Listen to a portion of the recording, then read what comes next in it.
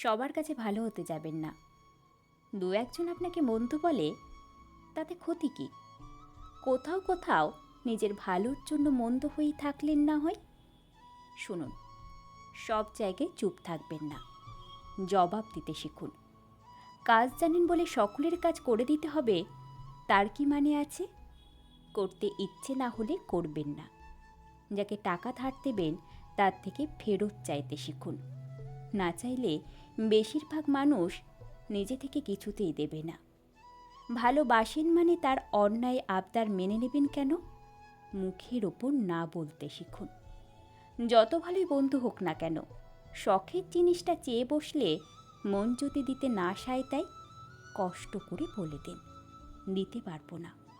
ওইদিকে হেসে হেসে কথা বলে সকলের সামনে যে আপনাকে ছোট করে দেয়, তার সম্মানের কথা ভাববেন না। আপনার দুর্বলতা নিয়ে যে খোঁচা দেয় রোজ, পাল্টা খোঁচাটা তাকেও একদিন দিন। সব মেনে নেওয়া, সব মানিয়ে নেওয়া, সবার কাছে ভালো থাকার কোনো গৌরব নেই। এর জন্য আপনাকে কেউ নোবেল দেবে না।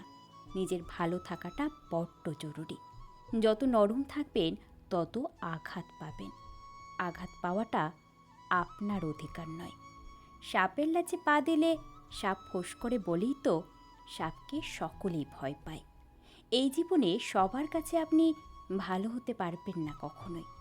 কারোর কারোর কাছে নিজের ভালোর জন্য মন্দ হয়ে বাঁচাটা কোনো দোষের নয়।